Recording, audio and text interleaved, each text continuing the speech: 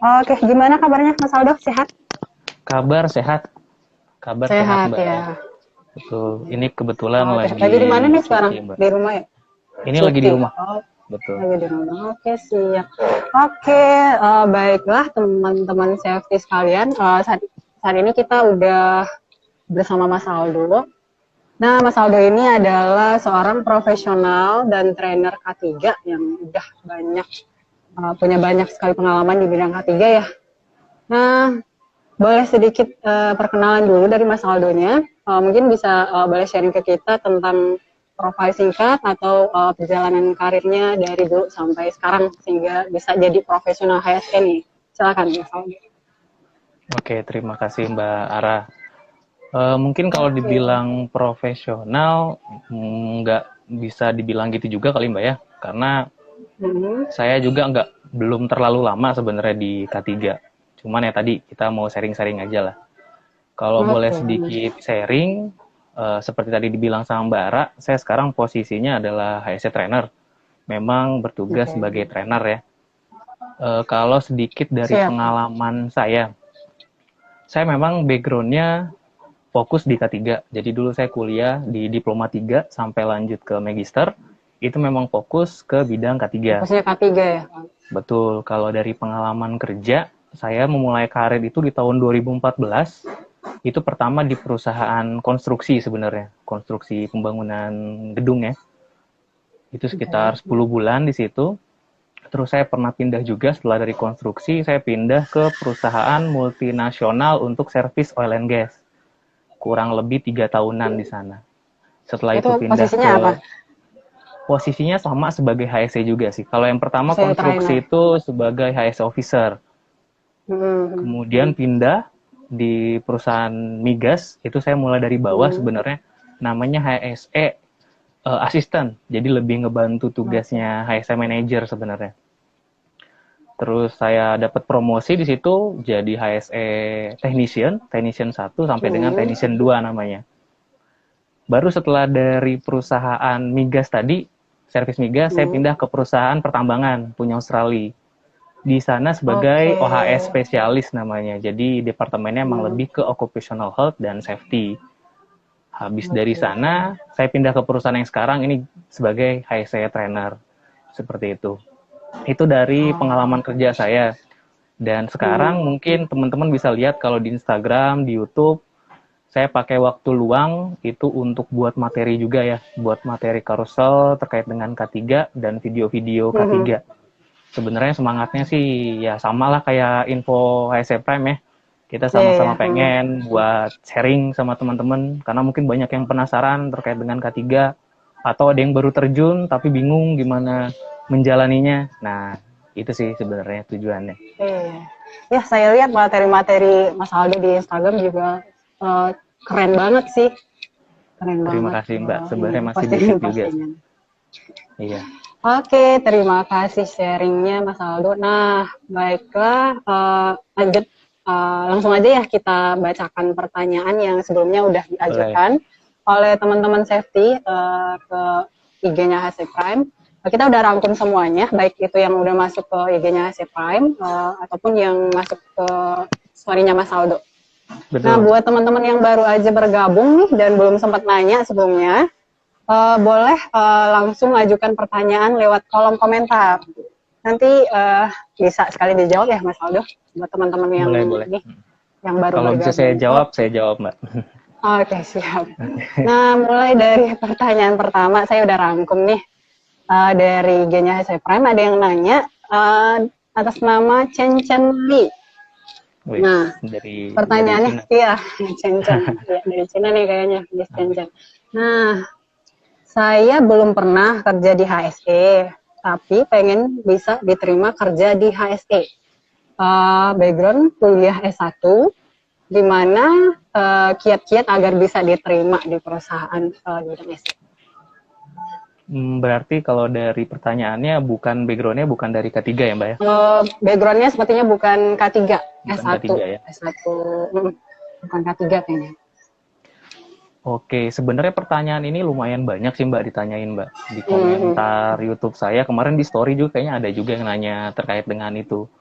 bagaimana peluang kalau dari jurusan non K3 mau Non bergabung K3. sebagai K3 gitu ya. Hmm. Hmm. Sebenarnya kalau boleh saya sharing ya, saya sharing ini ya saya lihat dari fenomena yang terjadi di lapangan lah ya. Dari teman-teman Oke, kerja saya, itu seperti apa aktualnya. pengalaman sendiri ya. Oke, siap. Betul, sebenarnya kalau dibilang K3, malah teman-teman saya ini kebanyakan yang orang K3 itu bukan dari jurusan K3. Oh gitu. Sebenarnya ada beberapa Hmm. ya mungkin yang baru-baru sekarang lah yang masih fresh graduate sekarang ini yang dari jurusan K3 juga. Tapi kebanyakan kalau yang udah lumayan berpengalaman, lebih Ekspor dari ya. 30, bahkan ex-manager saya itu bukan Itu dari bukan jurusan K3. K3, malah dari jurusan sastra Inggris.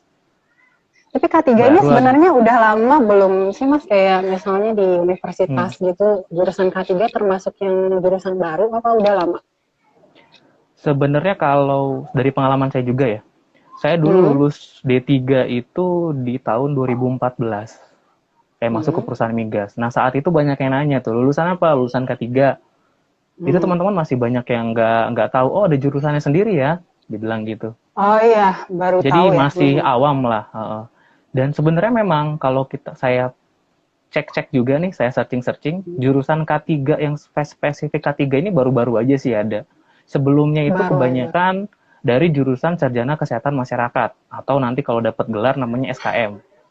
Yang dimana ada Kesmas ya. peminatan di semester-semester akhir itu dia ngambil K3. Nah, rata-rata tuh yang Hmm. lulusan K3 tuh dari situ. Yang benar-benar jurusan Nah, K3 itu. tuh bisa dibilang jarang banget lah. Hmm. Nah, jadi dari tadi balik ke pertanyaan ya, kalau ditanya Hmm. apakah ada peluang dari jurusan non K3 masuk ke Non K3, saya K3. bilang Hmm. ada. Saya bilang ada. Walaupun sekarang ini memang trennya lebih karena udah mulai dikenal nih jurusan-jurusan K3 udah mulai dikenal, akhirnya mulailah oh ya udah cari lowongannya ini. Kalau saya lihat di portal-portal kerjaan ya, itu udah mulai banyak nih yang minta lulusannya dari K3. Oh iya. Udah mulai banyak. Tapi saya masih lihat juga masih ada beberapa industri yang minta bukan dari jurusan K3, tapi sesuai dengan jurusan industri tersebut. Contohnya, kalau perusahaan manufacture, dia akan cari Hmm. yang lulusannya lulusan dari teknik industri. Kalau yang Oh, perusahaannya sesuai di bidang perusahaannya. konstruksi, Hmm. betul, kebanyakan Hmm. juga seperti itu. Saya bahkan pernah punya pengalaman, dulu saya lagi kerja praktek, waktu saya lagi Hmm. kuliah, waktu masih di Diploma 3, itu saya kunjungan ke refinery unit di Pertamina di RU4 Cilacap. Waktu itu saya sempat nanya ya waktu itu, kira-kira kalau saya nih lulusan D3 dari jurusan K3, ini bisa nggak sebagai HSE-nya Pertamina untuk di refinery unit? Itu malah langsung Hmm. dijawab sama personilnya, kalau di RU4, dulu ya masih tahun 2013 waktu itu, dia malah Hmm. jawab, itu kami lebih mencari untuk mengisi posisi K3 adalah dari teknik industri atau teknik kimia. Karena lebih cocok, Nah, mengerti oh dengan gitu. proses industrinya si perusahaan tersebut. Seperti itu. Dan sampai sekarang saya lihat masih banyak yang terjadi. Artinya banyak perusahaan yang nyari sesuai dengan bidang industrinya sendiri. Karena dianggap Hmm. udah tahu nih basic-basic di industri tersebut. Untuk K3 ya udahlah, bisa disertifikasiin aja seperti itu. Jadi kalau Iya, bisa saya bisa bilang ambil peluangnya lumayan sertifikasi. juga lah, ada juga peluang. Betul. Ada berarti ya, kesimpulannya ada banget ya. Walaupun itu bukan dari jurusan K3 sama sekali gitu ya. Betul. Dan satu lagi Mbak, Hmm. untuk sekalian yang ngejawab pertanyaan ini ya. Hmm. Sering kali juga kalau ada yang nanya, bisa nggak gabung nih, saya bukan dari lulusan K3, pengen jadi K3. Saya ngasih saran buat teman-teman, sebelum memutuskan untuk pindah K3, udah tahu dulu lah gambaran K3 itu ngapain aja, tantangannya apa aja. Jadi nggak asal sembarangan gitu ya. Jadi kira-kira udah tahu belum tantangannya apa. Udah dapat Nanti gambaran kalau ya. betul, kalau udah dapat Hmm. gambaran, udah siap nih, oh iya karakter saya memang cocok nih sebagai K3. Barulah mulai ambil Hmm. langkah-langkah berikutnya. Ambil sertifikasi dan lain-lain. Yang terjadi sering kali juga dilihat nih dari luar ya, wah K3 nih enak nih Hmm. kayaknya nih, kerjanya cuman keliling, ngasih nasehat, balik lagi kantor, dapat gaji gitu. Akhirnya, oh enak nih, saya mau jadi K3. Tapi ternyata dia nggak tahu detailnya K3 itu seperti apa. Akhirnya udah memutuskan sertifikasi dengan dana yang besar, tapi ternyata nggak sesuai harapannya. Nah itu saya mau saya Hmm. tekanin dulu sih ke teman-teman yang lain. Gitu sih Mbak Hera. Oke, siap. Oke, kita lanjut ke pertanyaan berikutnya. Boleh. Dari Alvin Hanif, apakah memiliki sertifikat ISO 9001, 22000, dan lain-lain bisa menjadi nilai plus untuk fresh graduate? Gimana tuh, Mas Aldo? Yang jelas iya, pasti ada nilai tambahnya lah, ada nilai tambah. Cuman teman-teman yang perlu dipastikan kalau mengambil training ya, atau mengambil sertifikasi, karena ada perbedaan nih antara training yang diselenggarakan PJK 3, artinya training itu ya diakui secara internal aja ya, dari PJK 3-nya aja, perusahaan jasa K3-nya. Ada juga yang ambil sertifikasi, yang artinya diakui oleh badan resmi yang udah diakuin sama pemerintah, kayak BNSP misalnya. BNSP, Kemenaker gitu ya. Betul, BNSP atau Kemenaker. Nah, itu adalah hal yang berbeda. Kalau dibilang mana yang paling dinilainya lebih bagus, ya pastinya sertifikasi ya, karena harganya juga beda. Tapi kalau dibilang punya sertifikat ISO sama nggak punya, ya jelas lah. Ya pastinya kalau punya ya bagus gitu ya. Tapi pasti kalau jadi nilai bisa, plus ya. Betul. Tapi kalau ditanya nilai plusnya tinggian mana antara sertifikasi, pastinya perusahaan lebih nyari yang udah sertifikasi. Karena kan artinya perusahaan, iya, karena perusahaan artinya nggak perlu repot-repot lagi ngebayarin si pekerjanya untuk ambil sertifikasi, seperti itu. Oke, siap. Oke, lanjut ke pertanyaan berikutnya dari Yunardi Dimas. Bagaimana di perusahaan yang tidak dapat menerapkan K3? Bagaimana sanksi? Mungkin maksudnya gini kali ya. Apa sanksi bagi perusahaan yang tidak mau menerapkan K3? Agak rancung ya kalimatnya. Apa sanksi bagi perusahaan yang tidak mau menerapkan K3? Oke, kalau di aturannya jelas Mbak ya, kalau kita lihat Mbak, karena kan kita K3 itu acuan standarnya adalah dari peraturan perundangan, di mana peraturan perundangan itu ada pasal khusus juga yang mengatur hal tersebut terkait dengan pelanggaran. Undang-undang khusus ya? Betul, kalau biasanya sih kitabnya orang K3 itu kan Undang-Undang Nomor 1 Tahun 1970 ya, terkait betul, dengan keselamatan kerja. Itu kalau nggak salah itu di pasal 16 atau pasal 12 itu ada terkait dengan sanksi. Kalau ya tidak menerapkan apa yang sudah tertuang, ada sanksinya di situ, sanksi pidana dan ada sanksi keuangan juga ya. Walaupun Undang-Undang 1 1970 kan udah tua banget ya Mbak. Tahun 1970. Iya, belum diperbarui lagi ya. Belum diperbaharui dan itu masih tertulis di situ dendanya baru 100.000 Mbak. Nah, mungkin kalau kita lihat kan kecil banget ya. Karena emang zaman segitu ya memang dana segitu mungkin besar pada zaman itu. Kalau sekarang dibandingin ya mungkin udah kecil. Tetapi kan turunan dari Undang-Undang 1 1970 itu ada banyak yang mengatur lebih detail terkait dengan keselamatan kerja.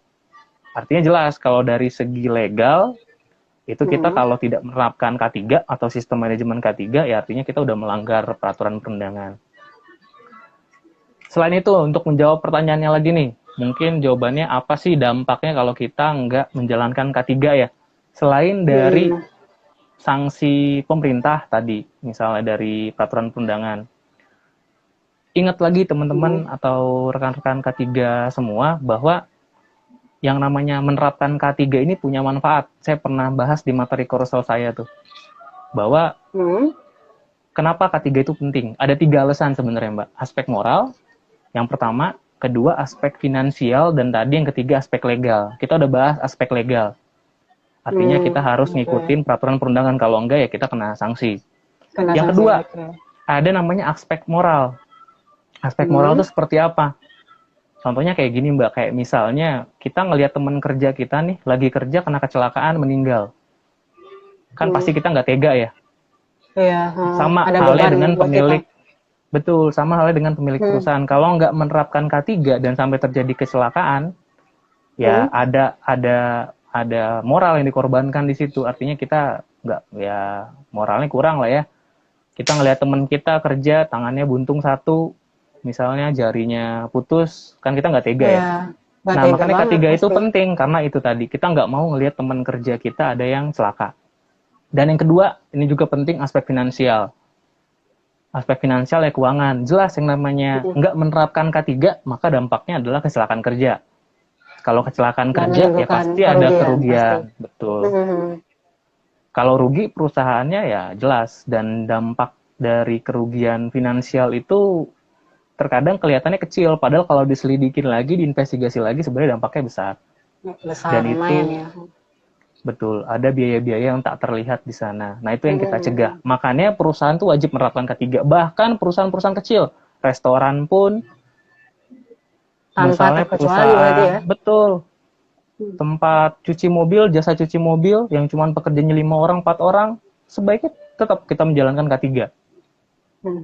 Itu sih, Mbak. Oke, siap. Kalau boleh tahu, Mbak Oke. Ara ini dari background-nya K3 juga atau lain, Mbak? Bukan, saya sama Oh, sekali bukan bukan ya? K3. Saya gitu. IT, Mas. Oh, IT. Bener-bener beda sama IT banget. Iya, ya. Gamer. Nah, cuman kebetulan memang tertarik ya di bidang K3. Nah, selanjutnya kita lanjut ya. Pertanyaan dari Hello It's Me. Ini cewek nih. Apakah perempuan memiliki peluang atau kesempatan yang sama dengan laki-laki di dunia K3? Menarik nih Peluang pertanyaannya. yang sama. Sebenarnya saya nggak bisa bilang ini pria lebih diunggulkan daripada wanita. Saya nggak bisa bilang gitu, Mbak.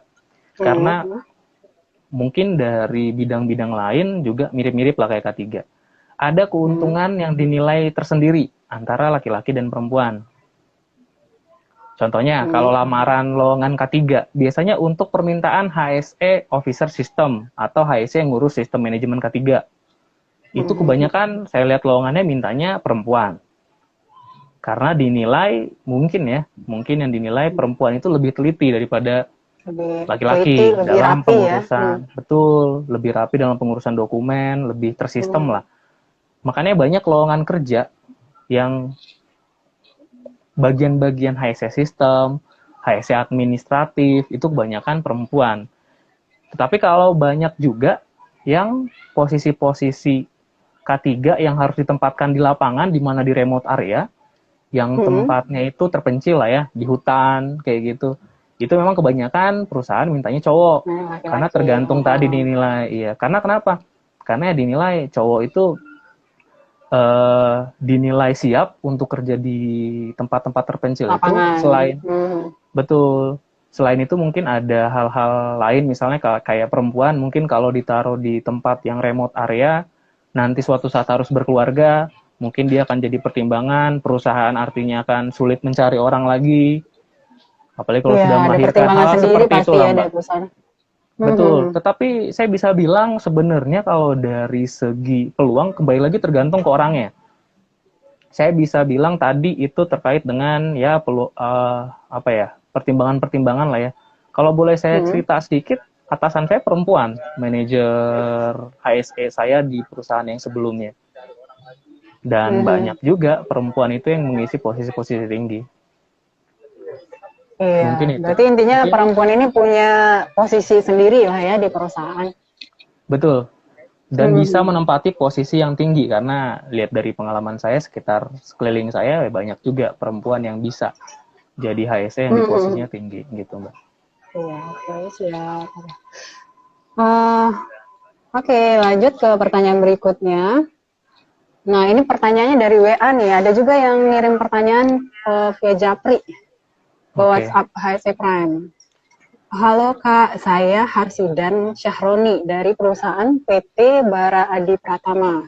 Saya di Departemen HSE baru gabung jadi Safety Officer. Saya mau tanya, panduan untuk pemula gimana ya Pak? Mohon petunjuknya. Pemula HSE ya, sebagai Safety Officer. Pemula HSE sebagai Safety Officer. Saya pernah bahas ini juga di video YouTube saya, Mbak. Nanti kalau teman ini masih belum jelas, boleh ngelihat lagi di videonya. Tapi bisa. Saya akan sharing sedikit lah ya. Kira-kira apa sih yang bisa kita lakukan kalau kita baru pertama kali kerja sebagai K3 ya, sebagai HSE. Teman-teman yang perlu pastikan adalah biasanya ada dua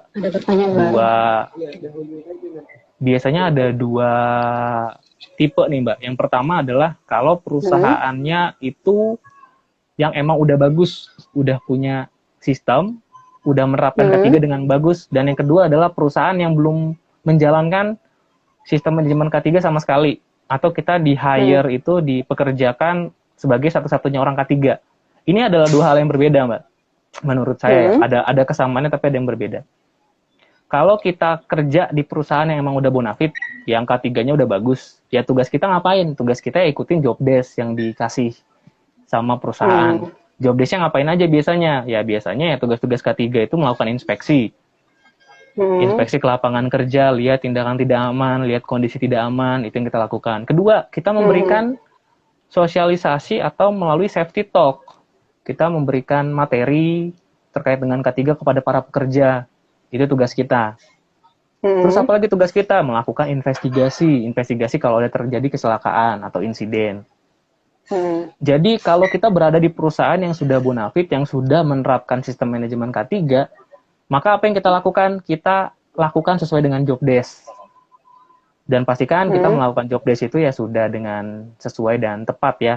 Artinya jangan menyimpang lah, jangan males-malesan sebagai seorang K3. Lalu bagaimana kalau kita baru pertama kali kerja sebagai K3 di perusahaan yang belum jalanin sistem manajemen K3 sama sekali? Nah ini hal yang berbeda lagi. Saya pernah dulu di perusahaan konstruksi yang tadi saya bilang, saya baru fresh graduate, terus saya kerja langsung di perusahaan yang sama sekali belum ada K3-nya, belum ada prosedur K3-nya, belum ada sistem manajemen K3. Saya satu-satunya orang di situ sebagai personil K3. Nah ini pasti banyak nih, teman-teman juga banyak yang sharing sama saya, ada kondisi-kondisi seperti itu. Apalagi biasanya perusahaan seperti itu paling suka sama yang namanya fresh graduate. Karena biasanya lebih murah, bisa diatur-atur. Nah, makanya dicari dia tuh fresh graduate di perusahaan yang baru mau. Maka apa yang dilakukan? Kita nggak bisa kayak tadi, kayak perusahaan yang bonafit tadi. Minta job desk, belum ada job desk-nya. Perusahaan aja nggak tahu kerjaan K3 itu sebagai apa. Iya. Maka apa yang kita lakukan? Teman-teman ingat, kita mengacu lagi kepada yang namanya sistem manajemen K3. Di situ sebenarnya karena patokannya kalau kita sudah menerapkan, perusahaan kita sudah memiliki sistem manajemen K3, sistem manajemen K3 udah berjalan baik, itu sebenarnya tugas utama kita di situ. Jadi kalau tadi kita baru kerja di perusahaan yang belum ada SMK 3-nya, belum ada orang K3-nya, maka saran saya adalah minta perusahaan tersebut untuk menjalankan sistem manajemen K3. Melalui apa? Teman-teman bisa pelajarin, ada peraturan perundangan yang khusus untuk membahas hal tersebut. Di PP nomor 50 tahun 2012. Di situ ada dari tahap-tahapannya, plan dalam perencanaan seperti apa, implementasinya apa, kemudian cara jadi kita evaluasi. Harus proaktif berarti ya? Iya, proaktif. Dan yang tadi yang saya sampaikan, Mbak, kalau kita di perusahaan baru berarti wajib menerapkan sistem manajemen K3. Itu sih tugas kita. Siap. Nanti ya, semoga membantu ya. Betul, kalau teman tadi ada yang ngelihat di sini terus masih ada pertanyaan tambahan, boleh lagi ya ditanya lagi atau kalau kurang jelas gitu, Mbak. Oh iya. Tadi katanya ada penjelasan juga ya di channel YouTube-nya Mas Aldo. Apa di Instagram? Di YouTube, ada. Mbak. Jadi di YouTube bisa lihat jika belum puas atau masih pengen ini lagi penjelasan lebih lanjut, bisa dicek kali ya ke channel YouTube-nya Mas Aldo. Betul, boleh, bisa di situ. Namanya apa? Aldo Tampu Bolon ya? Aldo Tampu Bolon, ya. Nggak berubah, Mbak, nama saya, Mbak. Udah berubah? Iya, masih itu. Oh iya, masih itu. Saya kira berubah, Mas. Nah, semoga membantu jawaban dari Mas Aldo ya, Pak Harsi dan Syahroni. Nah, untuk pertanyaan berikutnya dari Ahmad M. Baihaki. Bagaimana cara menanggapi isu-isu seputar safety di suatu perusahaan? Ini kayaknya pertanyaan general banget ya, isu-isu seputar safety. Iya. Bagaimana menangkap isu-isu seputar safety? Ya artinya kita sebagai seorang safety atau seorang K3 harus proaktif tadi ya. Artinya gini, Mbak, karena kalau kita lihat, saya sering lihat juga banyak personil K3 itu mungkin karena manajemennya, misalnya presiden direkturnya, manajernya nggak tahu nih sebenarnya kerjaan kita tuh teknisnya ngapain aja sih. Akhirnya kita dibebaskan lah untuk bekerja sesuai dengan kehendak kita gitu misalnya. Karena di atasan kita tuh nggak ngerti sama pekerjaan kita apa. Mhm. Nah, kalau kayak gitu gimana? Kebanyakan orang-orang yang saya lihat, nah ini yang kurang baik ya, itu jadinya males. Malesnya apa? Ya cuman melakukan pekerjaan kayak di kantor aja, Kayak yang lebih nungguin suka aja gitu sama, ya. betul, kayak Nungguin cuman instruksi. suka nunggu Mhm. instruksi atau ngurusin bagian paper kertas aja gitu. Nanti kalau ada kecelakaan baru kelimpungan. Nah, jadi gimana kalau pertanyaannya tadi cara menangkap isu-isu? Saya ingatkan lagi, kita sebagai seorang K3 itu wajib proaktif dan wajib sering-sering datang ke lapangan kerja. Karena seringkali apa yang sudah tertulis di prosedur kita, sistem manajemen K3 kita misalnya perusahaannya udah bagus, tapi pas nyampe ke lapangan ternyata nggak diterapin. Di perusahaan kita dibilang wajib untuk pekerjaan Tapi yang ternyata kritis nggak wajib ada diterapin. job safety analisis namanya. Mhm. Pas datang ke Mhm. lapangan ternyata pengawasnya nggak buat, orang-orang nggak buat tuh, nggak ada mereka melakukan briefing dulu sebelum kerja. Nah, makanya sering-sering datang ke lapangan. Di Mhm. situ nanti akan dapat lah isu-isu apa yang kira-kira harus diperbaikin, yang harus diimprove, itu sih mungkin. Intinya perbanyak pengalaman dan sering-sering datang ke lapangan ya untuk melihat kasus-kasus apa aja nih gitu ya yang ada di lapangan. Betul. Mhm. Oke, siap.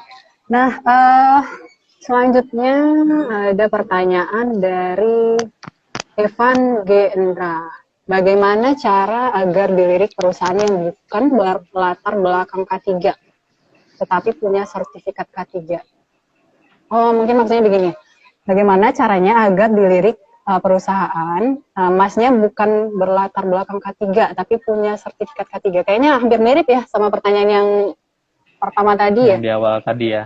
di Iya, awal mungkin tapi tadi ya. lebih mungkin lebih pertanyaannya lebih ke biar dilirik tadi saat Mm-mm. apply kerjaan kali maksudnya Mbak ya. Mm-mm. Iya betul. Tapi dia punya sertifikat Oke. K3 nih. Oke. Caranya gimana? Mungkin sebenarnya pertanyaan ini umum sih, lebih cocok Mm. mungkin ke HR ya, ke tim human resource lah pertanyaan ini. Cuman saya akan sharing lagi nih terkait dengan pengalaman saya. Caranya bagaimana biar dilirik sama perusahaan saat kita ngelamar kerja untuk posisi K3? Mm. Sebenarnya jawaban saya umum, Mbak. Pertama, pastinya perbaikin CV dulu ya. Karena itu Ya, itu merupakan paling penting kunci ya. kita lah. Kunci kita Mm. untuk bisa ya tampilan awal lah biar bisa dilirik sama Mm. perusahaan. Kalau boleh sharing, banyak juga teman-teman kalau ngasih CV ke saya gitu untuk kalau lagi ada buka lowongan, ini masih Mm. banyak yang CV-nya menurut saya kurang kurang sesuai dan ini yang perlu dikasih tahu ke teman-teman. Sebaiknya CV itu ya jelas ya urutannya ya. Pertama sih yang paling Mm. penting menurut saya pribadi, itu CV sekarang sebaiknya dalam berbentuk berbahasa Inggris, Mbak. Itu sih, bahasa Inggris menurut saya itu udah hal yang penting lah. Kalau dari pengalaman Mm. saya terutama di bidang K3. Jadi pastikan CV kalian berbahasa Inggris dulu, walaupun nanti ada juga orang beralasan ya. Nanti Mm. kalau ditanya bahasa Inggris kayak gimana, kayak gitu. Karena CV-nya bahasa Inggris. Takutnya di interviewnya bahasa Inggris juga gitu ya. Takutnya di interviewnya bahasa Inggris juga. Sebenarnya kalau Mm. saya lihat nggak terlalu ngaruh sih. Kalau emang interviewnya berbahasa Inggris, ya mau kita CV berbahasa Inggris atau enggak ya tetap ditanyain pakai bahasa Inggris juga kok. Tapi setidaknya Ya, tampilan awal tuh tergantung penting lah. perusahaannya berarti tergantung HRD ya. Betul. CV dulu Mm. diperbaiki, informasinya jelas, jangan bahasa-bahasa general, tak tulis pencapaian kita di sana, aktivitas yang udah pernah kita lakukan di perkuliahan ditulis. Nah, nanti kalau Mm. dipanggil interview, baru dipanggil interview ya. Gimana caranya buat dilirik nih sama perusahaan nih? Mm. Nah, saya jelasin ini ada dua hal juga nih yang berbeda nih, antara fresh graduate sama orang yang udah berpengalaman. Biasanya kalau saat di interview. Intinya kan kalau interview itu kan perusahaan pengen tahu, HR atau usernya itu pengen tahu, ini orang nih udah kompeten belum? Udah Mm. kompeten belum untuk menjalankan tugas yang ditentukan sama perusahaan? Kan tujuannya itu. Mm. Nah, untuk dinyatakan kompeten, itu sesuai dengan diatur di BNSP ya, Badan Nasional Sertifikasi Profesi. Untuk Mm. dinyatakan kompeten, orang itu setidaknya harus memiliki 3 hal. Pertama, knowledge atau pengetahuan. Mm. Kedua, itu adalah attitude. Yang ketiga, skill. Jadi mereka harus memiliki 3 itu. Nah, biasanya saat interview, poin-poin itu yang akan dicek oleh si user atau si HR-nya tadi. Ada. Knowledge, betul, knowledge. Ini orangnya udah memiliki pemahaman, pengetahuan K3 baik atau enggak dari knowledge-nya. Kedua, paling penting lagi dari attitude. Attitude-nya bagaimana? Sifatnya, terus tata keramanya, itu akan dilihat juga. Yang ketiga adalah skill. Skill biasanya akan ditanya untuk orang-orang yang sudah berpengalaman. Nah, kalau orang yang fresh graduate, biasanya 2 poin itulah yang akan ditanya. Knowledge, pengetahuan kita, yang udah kita dapat di perkuliahan. Kedua, attitude kita kayak gimana? Attitude penting ya, penting banget. Betul. Ya? Jadi kalau teman ini fresh graduate, saat mau interview, tolong pastikan itu dulu, pengetahuan dan attitude. Attitude-nya artinya ya pakaian kita bagus lah ya, rapi, kita bersih, itu dulu. Nanti saat interview, latih cara komunikasi kita. Karena sepinter apapun, kalau kita komunikasinya nggak bagus, nggak dipahamin sama user, ya sama aja bohong. Terus dari pengetahuan juga penting. Pengetahuan ini ya, jangan sampai kita nih nanti ngelamar kerja di interview itu nggak bisa jawab sama sekali. Setidaknya kalau case-nya yang tadi bukan jurusan K3, tapi kan udah pernah sertifikasi, dipelajarin materi sertifikasinya. Biasanya kan kalau ngambil sertifikasi apa, misalnya ahli K3 umum, ya setidaknya kita udah tahu lah landasan regulasi K3 itu apa, terus bahaya itu apa, sistem manajemen K3 itu apa, bagaimana cara membuatnya, atau ada elemen apa aja di dalam SMK 3, setidaknya dipelajari hal-hal itulah. Seperti itu sih, Mbak. Oke, siap. Oke, semoga jawaban dari Mas Aldo membantu ya, Mas Irfan. Nah, ada lagi nih pertanyaan dari Miranda Aswara. Apakah HSE officer bisa kerja di offshore? HSE officer bisa kerja di offshore. Mungkin perlu dilurusin dulu, Mbak. HSE officer itu sebenarnya jenjang karir, Mbak. Artinya ya perusahaan apapun, perusahaan manufacture, offshore itu kan artinya di laut ya, untuk migas misalnya, industri minyak dan gas. Ya emang ada posisi HSE officer. HSE officer ada, HSE koordinator ada. Di offshore memang ada ya. Memang ada. Nah, ini perlu teman-teman mungkin dipahamin bahwa HSE officer itu sebenarnya nama posisi.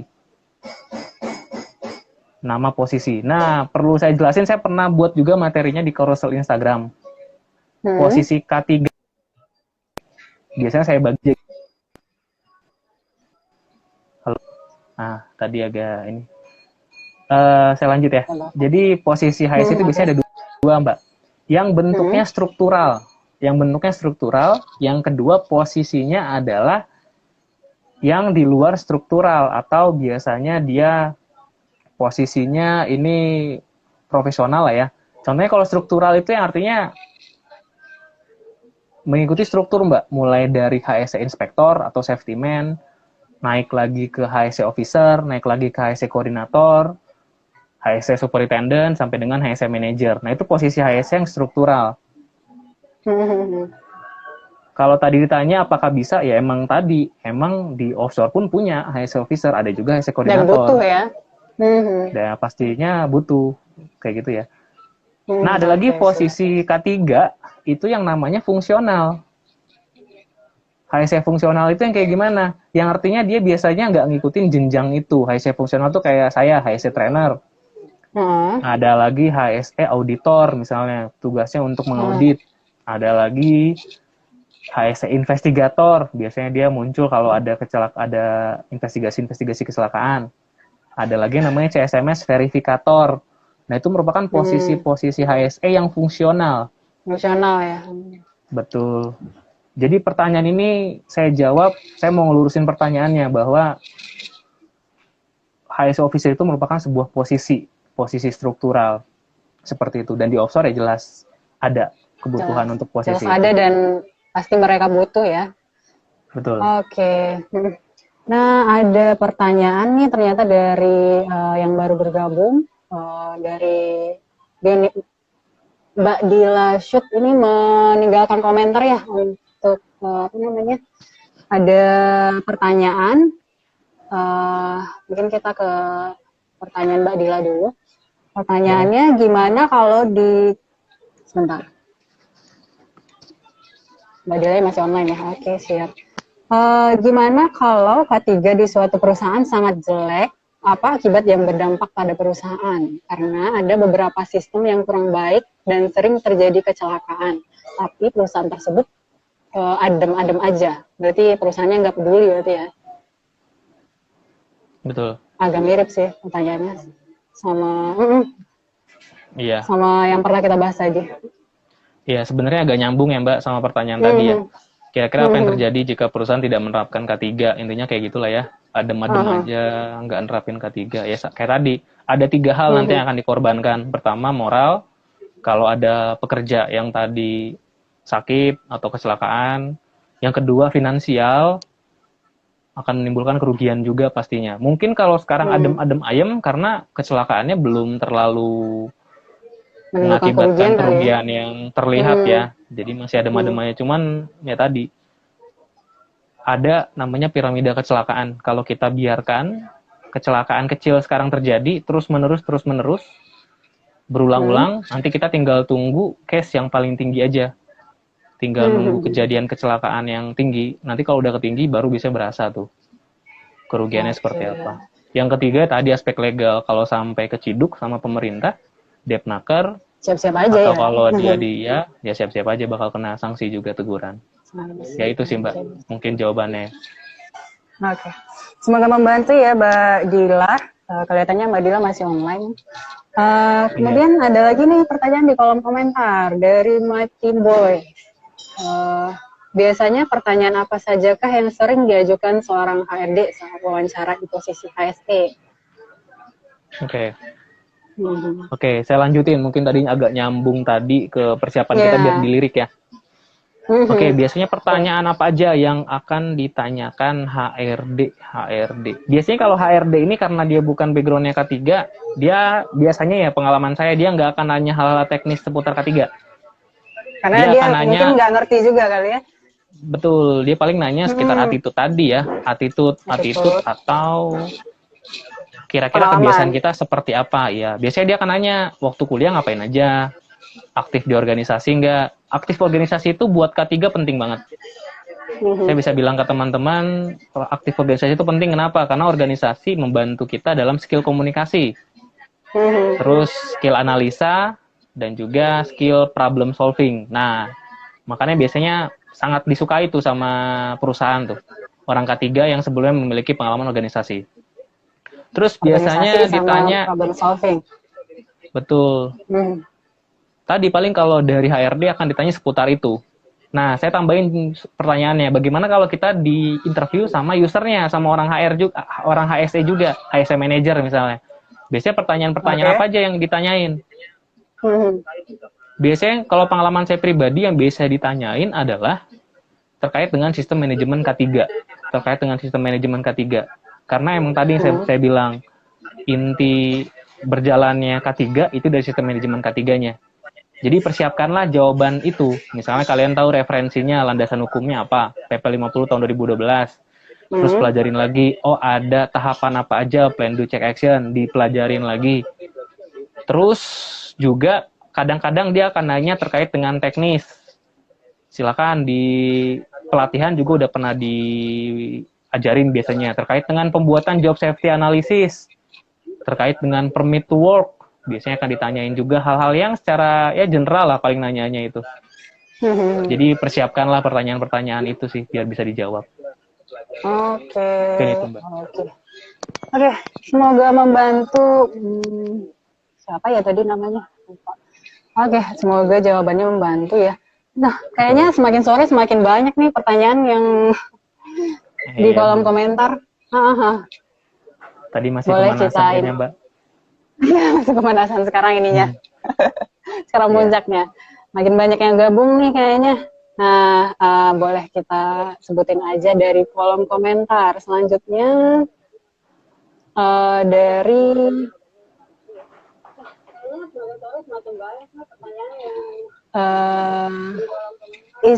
sebentar.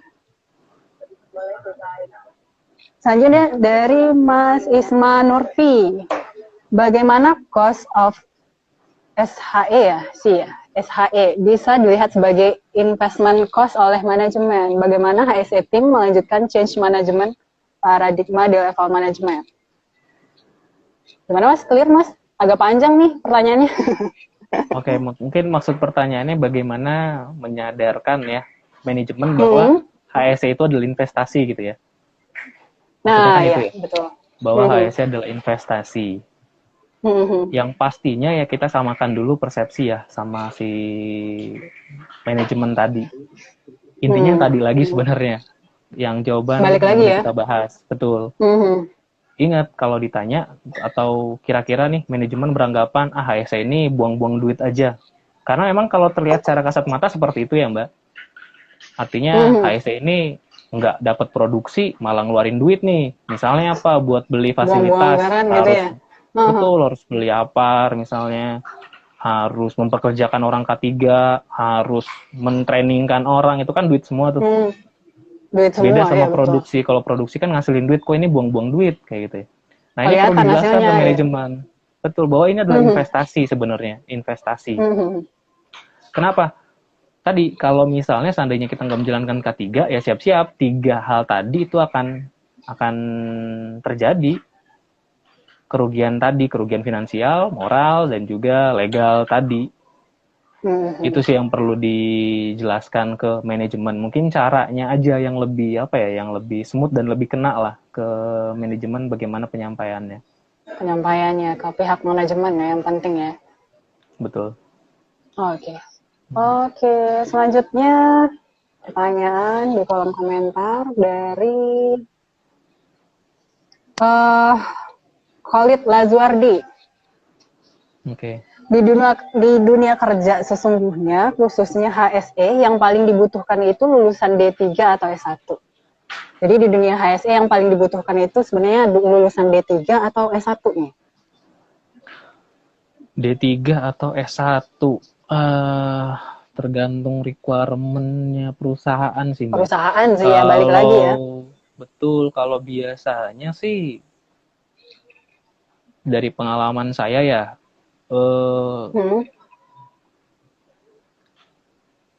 S1 sih memang yang lebih paling banyak ya dicari ya dibanding S1 dengan diploma. D3. Benar, dibanding dengan D3. Cuman ada plus minusnya juga sih sebenarnya. Kalau D3 itu kan biasanya dinilai lebih siap praktek ya. Diploma itu biasanya ya kalau S1 itu lebih ke teoritis. Saya perbandingannya 60 teori, 40 praktek. Sedangkan kalau diploma itu kebaliknya kayak gitu. Ya tergantung perusahaan lagi. Kadang-kadang ada yang nyarinya siap untuk ngambil yang D3 atau yang ngambil S1. Kalau dari jenjang karir menurut saya mirip-mirip aja sih. Kayak misalnya bukan berarti kalau S1 itu langsung jadi HSE koordinator, yang D3 jadi HSE officer. Nggak juga gitu, Mbak. Jadi teman-teman nggak selalu gitu ya. Perlu tahu juga bahwa walaupun kita lulus S1, itu kita akan mulai dari bawah juga. Tapi setidaknya dari bawahnya, itu kita agak ngelewatin posisi tertentu lah. Karena tadi kan ada safety man, ada HSE officer, ada HSE koordinator, setidaknya kita mulai dari HSE officer lah. Biasanya safety man ini tadi, dia akan nyari yang dari SMA, SMK, atau dari D3 biasanya. Tapi ada juga D3 langsung HSE officer, tergantung perusahaannya juga. Oh iya, berarti sebenarnya tergantung perusahaan ya. Tapi baik D3 atau S1 itu dua-duanya punya peluang pasti ya. Betul. Oke. Masih semangat Mas Aldo? Masih. Apa perlu break lagi? Apa perlu break dulu maksud saya? Aman aja Mbak. Tadinya saya punya jadwal. Betul. Tadi saya punya jadwal training Mbak. Kebetulan hari ini diliburkan. Jadi masih aman sih. Kalau masih aman ya berarti ya. Karena sebenarnya kita rencananya kan cuma sejam ya. Ini udah 5:30 sih. Kalau misalnya Mas Aldo masih bersemangat, saya akan lanjut. Saya ngikutin masih banyak aja. Ya pertanyaan yang belum kita jawab di kolom komentar.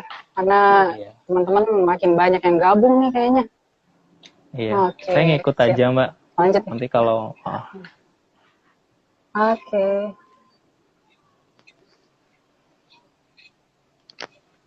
Oke.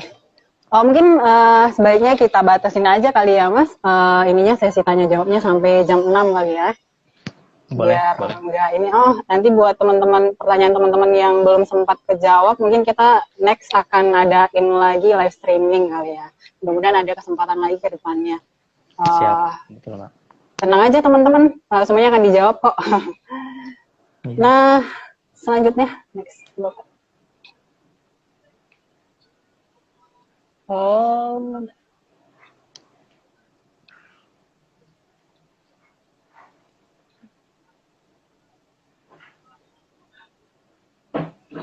dari Bari I. Penting mana sertifikasi perusahaan atau personelnya? Maksudnya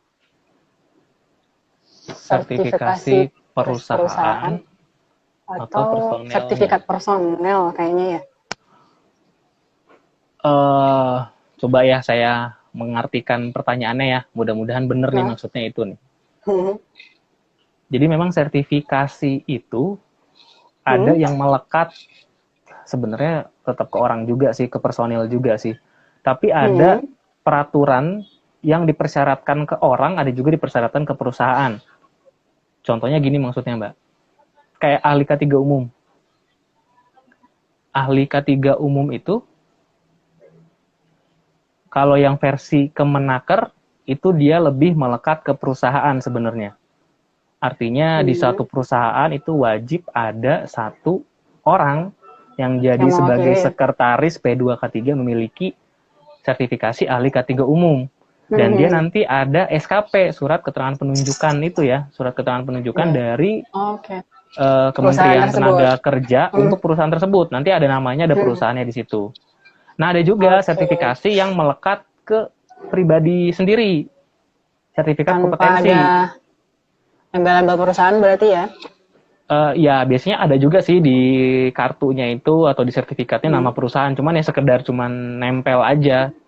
Oh gitu. Bukan nempel, bukan melekat terus ya, bukan melekat terus ke perusahaan. Kalau ahli K3 umum kan, kita pindah perusahaan harus ganti lagi SKP-nya. Betul ya? Tapi kalau yang sertifikat kompetensi ke pribadi ini, dia ya nggak usah. Artinya kalau dia masih masa berlakunya masih ada, ya artinya nggak perlu diperbaruin lagi. Contohnya kayak K3 Migas, atau juga kalau di pertambangan ada namanya POP, pengawas operasional pertambangan, terus sertifikat auditor SMK 3 atau scaffolding yang kayak gitu-gitu lah Mbak. Mungkin itu kali maksudnya ya. Ditanya pentingan mana? Kalau ditanya pentingan mana ya sama-sama penting sih. Ya, itu aja kali jawabannya. Mudah-mudahan bener ya maksud pertanyaannya itu ya. Kayaknya sih emang bener kayak gitu ya. Oh iya. Salah, takutnya salah ini ya, salah artian. Salah persepsi. Salah persepsi. Mudah-mudahan bener ya. Kalau nggak bener bisa ini kok, bisa komen lagi di kolom komentar. Betul. Oke. Makasih Bang Aldo, kata Kozib Lazuri. Sama-sama. Sama-sama. Siap. Oke. Sukses selalu semuanya, kata Bang Yang Gadika. Ya, sukses selalu buat kita semua. Nah, ada lagi nih pertanyaan dari Kristi Lucius. Kira-kira kalau jadi perawat, kalau perawat jadi HSE bisa nggak Bang? Bisa banget. Dan banyak temen saya juga yang dari perawat. Kenapa? Kalau HSE itu kan ingat, dia membawahi ya tiga bagian. Health, HSE kan kepanjangannya. Health artinya kesehatan, S-nya safety, yang E-nya itu environment atau lingkungan. Jadi kalau dibilang perawat mau gabung jadi HSE, ya menurut saya bagus banget malah. Artinya dia udah kuat di health-nya kan. Di kesehatannya udah kuat lah, dia udah bisa memberikan pertolongan pertama, udah ngerti dasar-dasar kesehatan, ya berarti tinggal nguatin lagi di safety sama di environment-nya aja, mulai dari ngambil sertifikasi atau ya pelajarin lah ya dari regulasi perundangan. Iya, karena udah ada basic di kesehatannya ya, health-nya berarti. Betul, atau yang di teknik lingkungan, Kan banyak juga tuh teknik lingkungan mau gabung jadi HSE bisa nggak? Ya bisa, karena kalian udah punya basic di environment-nya. Betul. Kayak gitu sih jawabannya. Oke, semoga jawabannya membantu ya. Next, pertanyaan selanjutnya.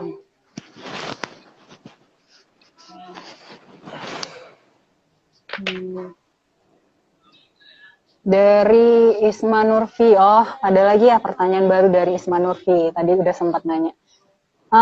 Mas Aldo, contoh penerapan HSE yang beyond compliance, seperti apa contohnya? Perusahaan akan rugi nggak? Nah, saya kurang ngerti maksudnya beyond compliance ini gimana ya? Maksudnya nggak ngikutin peraturan lah ya, di luar dari compliance-nya, maksudnya gitu. Perusahaan akan rugi nggak? Ya pasti ya, karena peraturan itu kan dibuat untuk mengatur biar berjalan dengan baik ya sebuah perusahaan ya. Kalau keluar dari compliance-nya ya pasti ada dampaknya. Pertanyaannya contoh penerapan HSE yang beyond compliance. Contohnya apa? Ya ada banyak sebenarnya implementasi di lapangan. Yang paling bisa kita lihat paling kalau nggak jalan sistem manajemen K3-nya ya. Sistem manajemen K3-nya nggak jalan. Artinya gimana saya ngejelasin ya? Artinya semua elemen di situ tuh nggak dijalankan lah, apalagi untuk yang kritikal, hal-hal yang kritikal. Contohnya kayak di SMK 3 kan dijelasin bahwa harus ada yang namanya kebijakan K3 di perusahaan. Kebijakan itu harus ditetapkan oleh manajemen, tapi ternyata nggak dijalani nih, perusahaan nggak punya tujuan, nggak punya visi misi.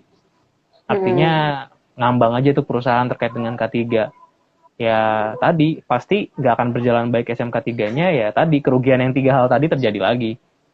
Yang moral, finansial, satu lagi yang ke legal tadi. Jelas rugi sih.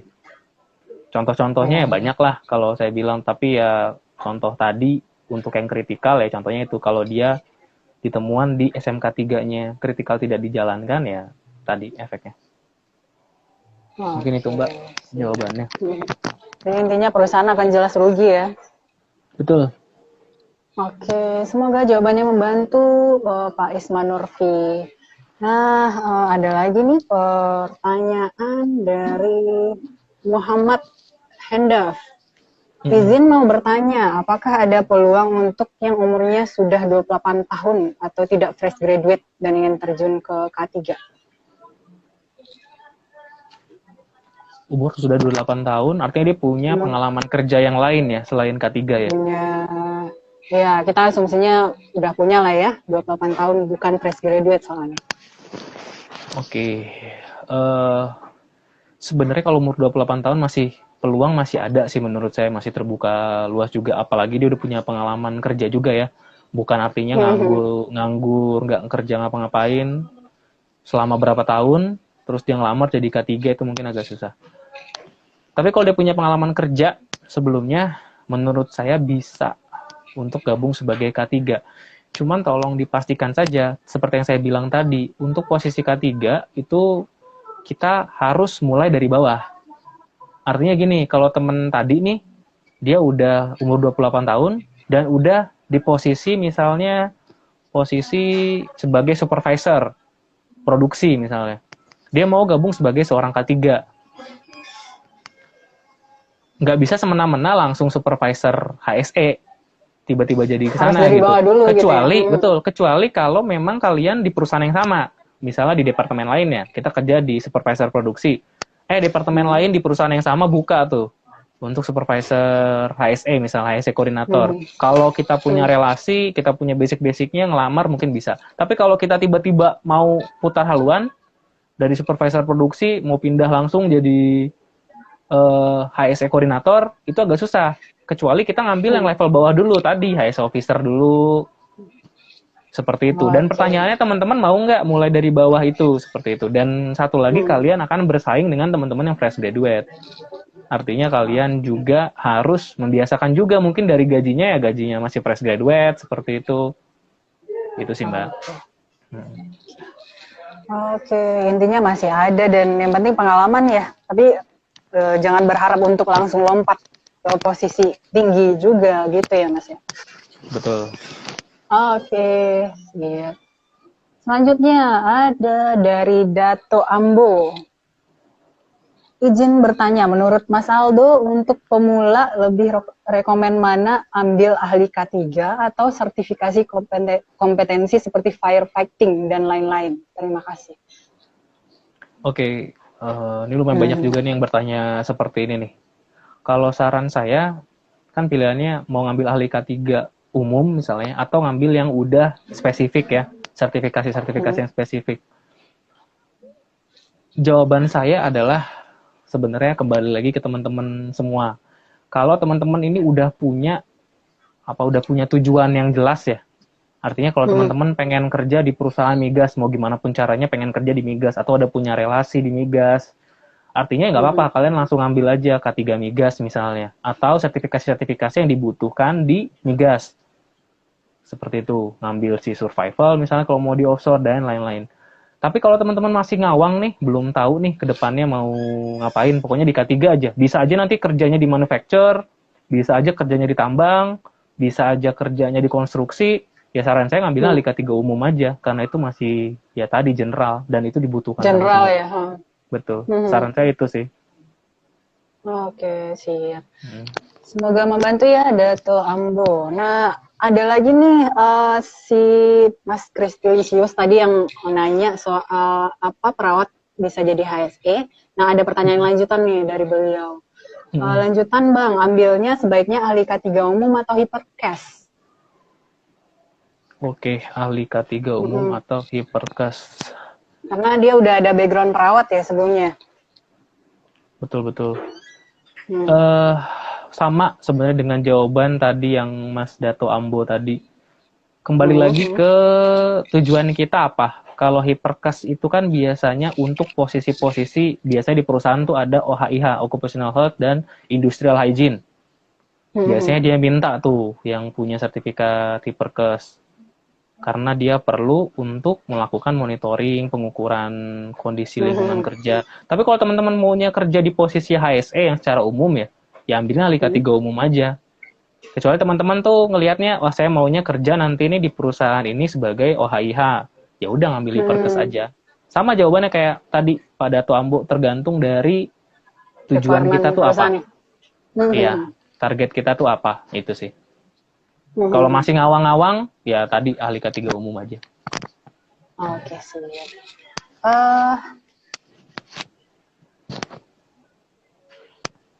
Nah, ada lagi nih pertanyaan dari Yoga Tabela. Bang, saya kan bekerja kontrak project terus. Nah, sertifikat saya masih calon ahli K3 umum. Pertanyaan saya, lebih baik sertifikatnya masih calon ahli K3 atau sertifikatnya K3 umum di suatu perusahaan? Gimana ya ini ya? Kalau setahu saya calon ahli K3 umum itu biasanya tertulis untuk yang K3 umum BNSP ya Mbak? Iya nggak? Calon ahli K3 umum, semuanya calon ahli K3 umum sih sebenarnya.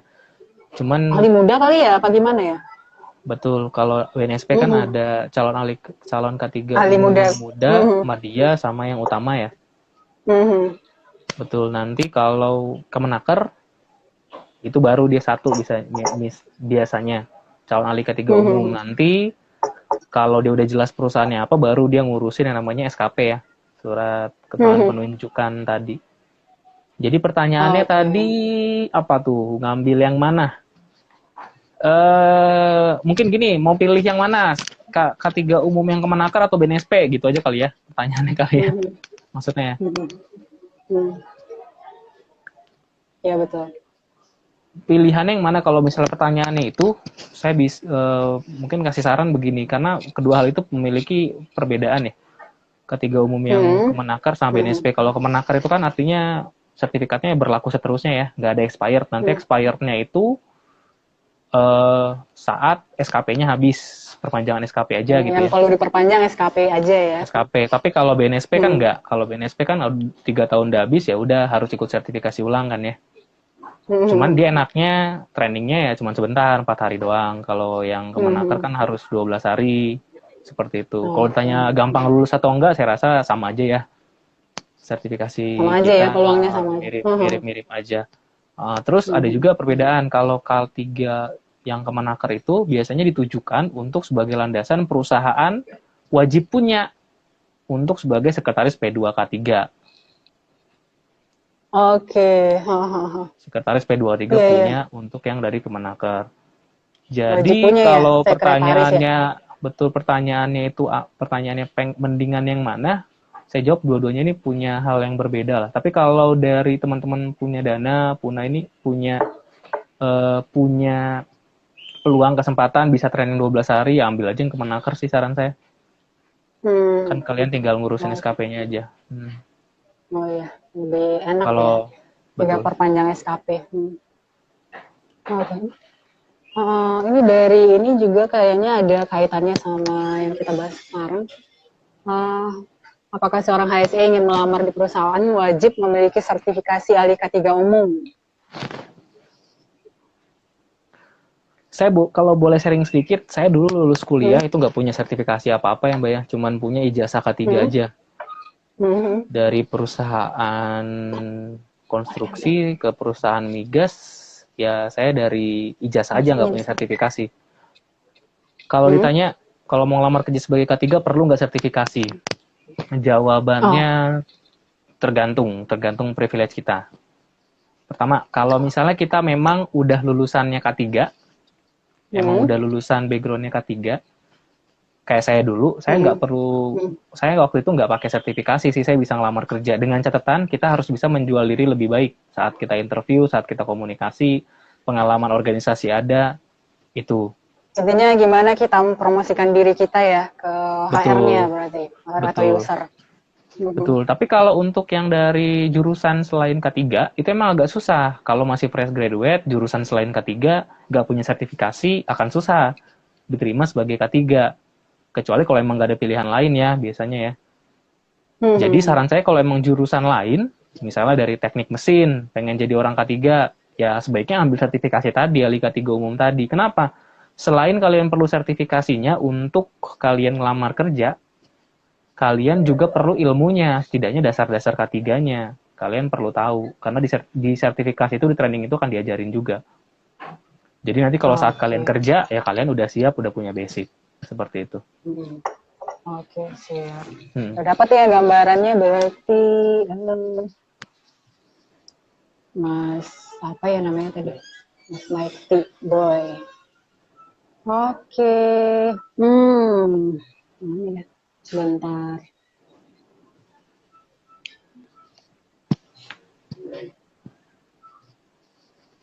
Ini saya lihat jurusan teknik industri, jurusan teknik elektro, masuk K3 ya sebenarnya jawabannya sama juga ya.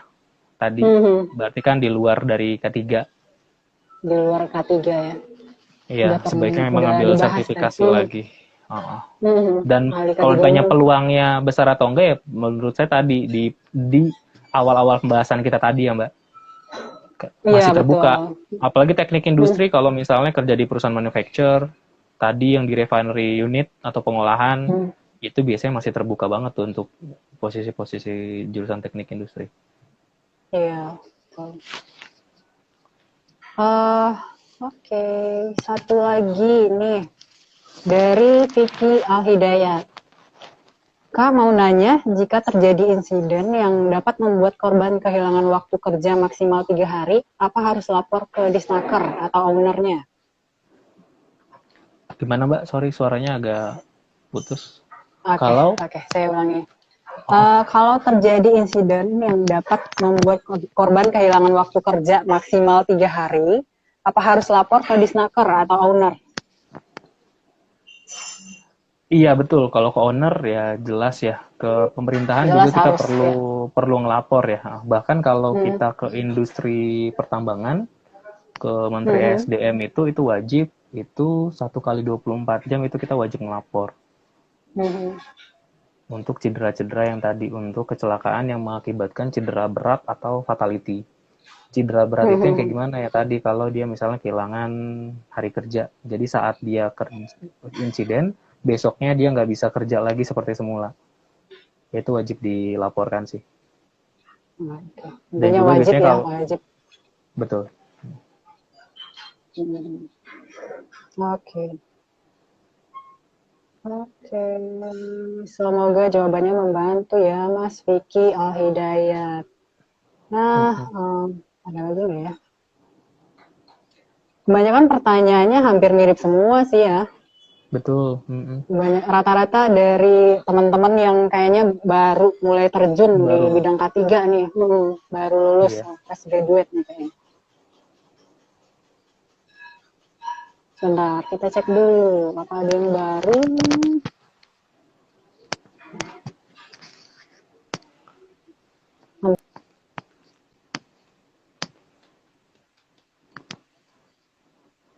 Hmm.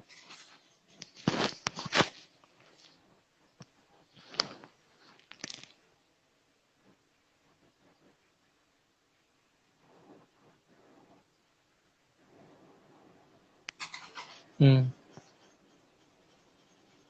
Iya.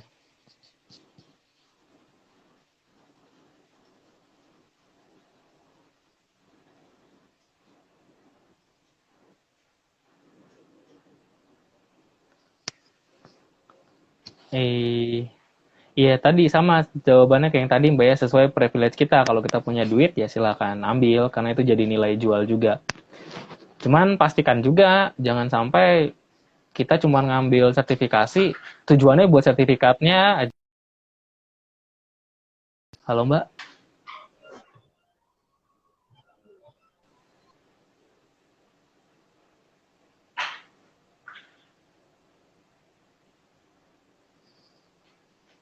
Ini jaringan saya atau jaringan Mbaknya ya?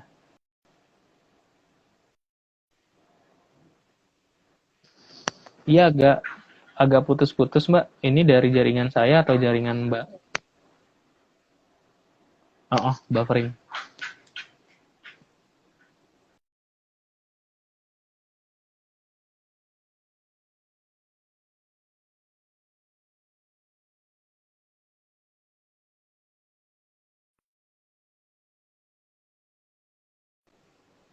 Oh ya jaringannya Mbak ya kayaknya. Oh. Dari sini nih kayaknya.